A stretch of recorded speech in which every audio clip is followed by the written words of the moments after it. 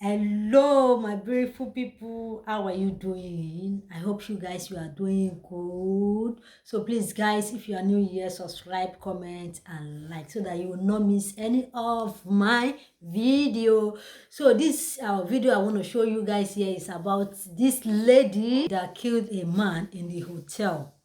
So please, guys, I am really confused because today this girl will say this, tomorrow she will say another thing entirely. So look at what she's saying here again in this video.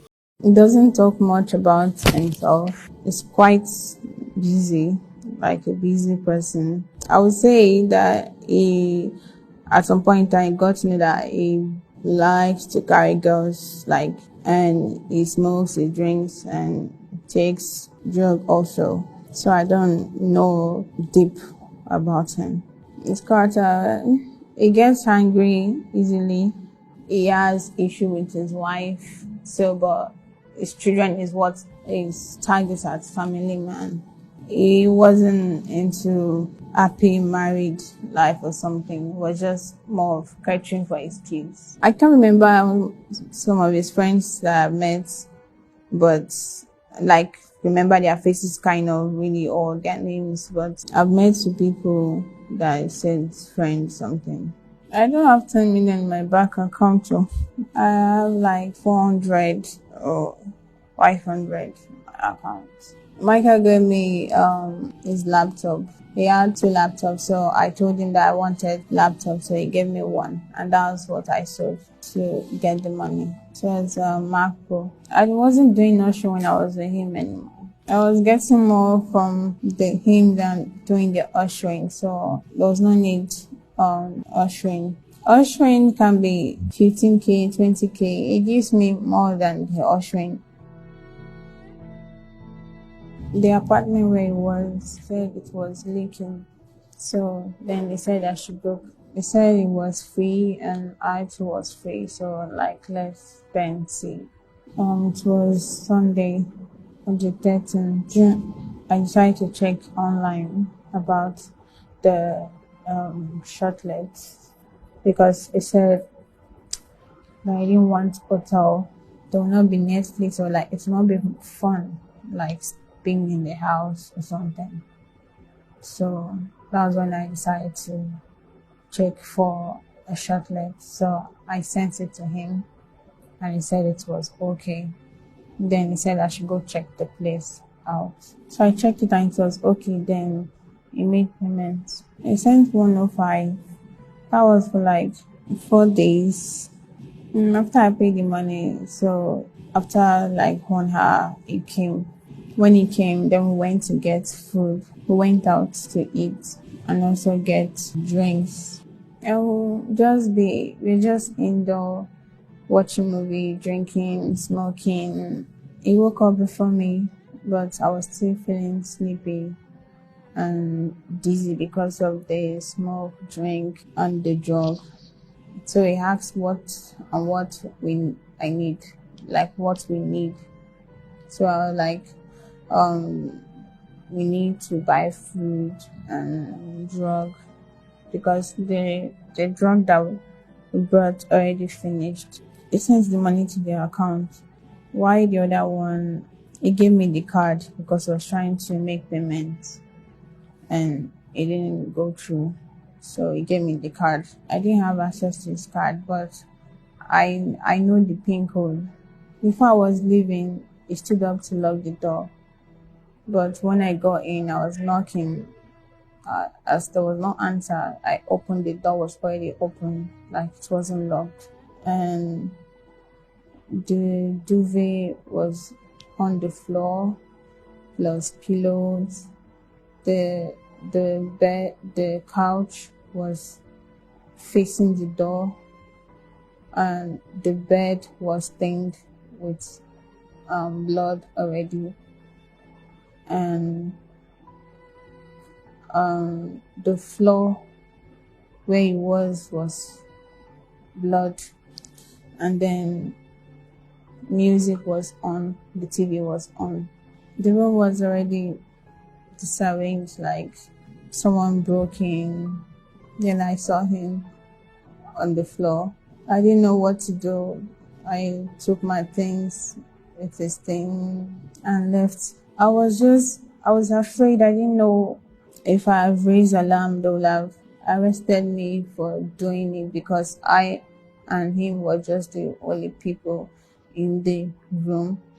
I was, I just left. I was packing my things to leave. Then I noticed that my clothes was stained, so I changed it to another.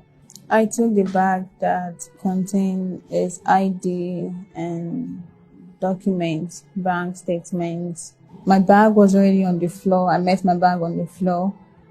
And then the stuff it was with was on the TV set. That's where the stuff I took was on the TV set. So I just packed them and just put them into the nylon and left. I took his phone the following week. I was home, then I went out to withdraw some money from the ATM that I was with. I withdrew 200. Before that day, on Tuesday, he already told me that he's going to give me the money that I requested for. And when I came out, when I was arrested and they were saying I made away with 5 million naira, there was no 5 million naira in the account. I just did it. It's not like I had something to do with his death. I never had anything to do with his death.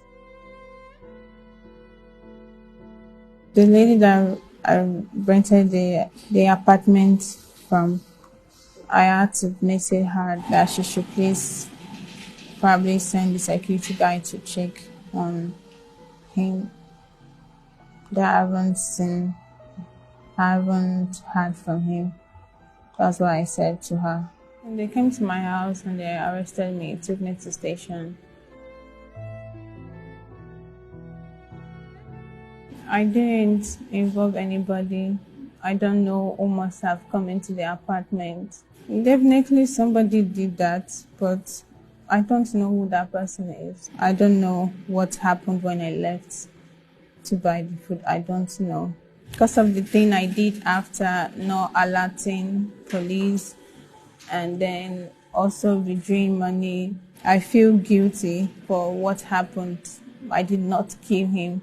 Knowing for whether I did not kill him, but my doings, taking his money and not reporting the police, I believe that somebody knew where we were and then waited till I left before they could enter. The pressure and people, when I was confronting the security guy, and it was like, no, nobody entered into the apartment, that it was just me that entered into the apartment. And knowing full well what I did, withdrawing his money, I just took the blame on myself that since no one believes, let me just take it. No one is influencing my statements.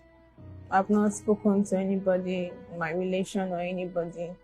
I've just been in the self since. Viewers may observe that the story the suspect recently told journalists during the parade about how she allegedly killed Mr. Usifo Ataga at the press briefing is at variance with the one she shared with crime fighters in our exclusive interview. Because of the contradicting statements made by the suspect, Chidinma Ojukwu, crime fighters decided to speak further on this matter with the Commissioner of Police to clarify some areas of doubt as it concerns police investigation. This is what CP Akim Odumosun had to say. That is the trait of an average criminal. She was there, we recorded all her. So at State CID, the night she was arrested, now we recorded all her. So even the lady that rented the place to her, now we recorded everything now. So we have that in, because if she's now saw, I think something as an afterthought, then if it's going to prove out. But anybody thinking that police, so maybe trying to give her a split or something, that person is saying it out of mischief. And it's highly discouraging. For us to have risk our life, to have carried out our professional callings now in getting out, instead of the action, what I've done now, being appreciated and being encouraged to get further. So maybe it's just a way of distracting police that it's okay when we castigate police. So then police will be discouraged. We'll not be able to go on long. No, we'll never be. So we are not leaving any stone unturned. We are not leaving any lead unfollowed. Any lead that we get. Crime fighters also sought to speak with the adopted father of the suspect. He was reluctant to make statements on camera. However, the deceased best friend also narrated in detail how he and other family members searched for the deceased before his body was found. I spoke to him last on Monday at about 9 p.m. It was a public holiday. So on Tuesday, I was on my way to his house in Banana Island in Ikoyi. When I left my house, I started calling him. And Usifo is somebody that if he misses your call, he calls you back immediately. I was calling him before, from VGC to maybe Lekki Phase 1. I called maybe like 6-7 times. He did not pick his call. He did not call me back. Then this was about maybe 2 o'clock in the afternoon. Then at about between Lekki Phase 1 to Banana Gate, I called maybe like another 15 times because I would need a code to get into the estate. So when I got to the gate, he still was not picking, so I called somebody else to give me a code. So I entered the estate. When I got to his house, I didn't enter from the gate because there's a transparent gate. I saw that the Hilux his Toyota Hilux was in the front of the house, but the Range Rover was not there. So I called his PA, where is Usifo. He said that he came to Banana that morning. The cook told him Usifo went out, left the house on Sunday, and was not back at that Tuesday morning. So I said, okay, have you asked Rahman, one of his business partner, and have you asked Rahman? He said Rahman said the same thing, that he has been calling him. He has not picked up his phone till that time, but he sent a message. So I was like, okay. So I said, okay, maybe when he's ready, he will call me back. I now got to VGC. I now met Gambo and the partner, Rahman. I said, show me the messages. So they showed me. And I said, because one, he's not a message person. He's a talking person. The English they use here, Usifo won't use this kind of English to reply, something is wrong. I don't think this is Usifo. So we now decided that, okay, in the morning, the next day, we'll try and do a search.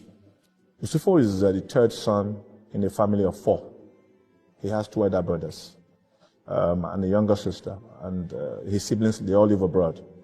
And Usifo grew up as a child who was raised by very good parents in a Christianly manner, and he is a guy who's always had business in his DNA.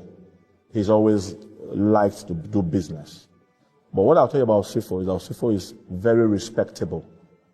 Usifo will never hurt a fly. Usifo loves people. Usifo goes beyond the immediate family to know his cousins, to know his uncles. I've had the very regrettable privilege of seeing that dead body 5 times. My cousin's hands were tied so badly that the rope entered his skin. The rope is right there as an exhibit with the police.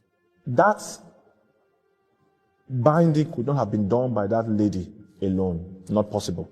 Even if he was drugged, it is not possible, because I saw the lady and I saw my cousin. I said, this is not possible. Apart from the fact that he was tied, there were multiple stabs on his body. That is correct. Multiple.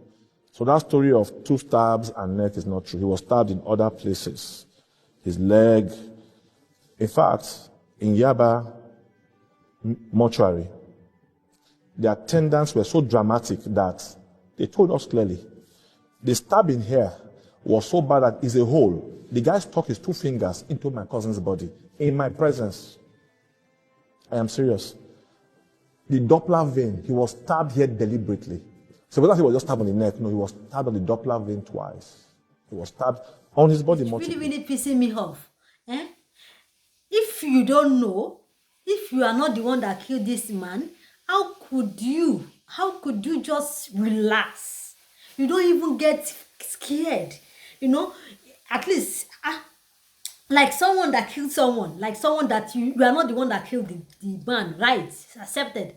And you still feel comfortable and carry the person bag, carry the person wallet, take the ATM card.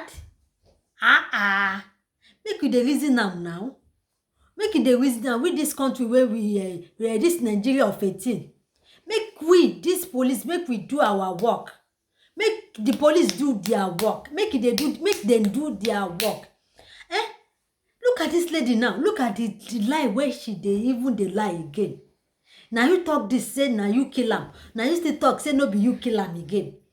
Say now you just come inside, you met her, and just take a look at this video and see what I'm talking about.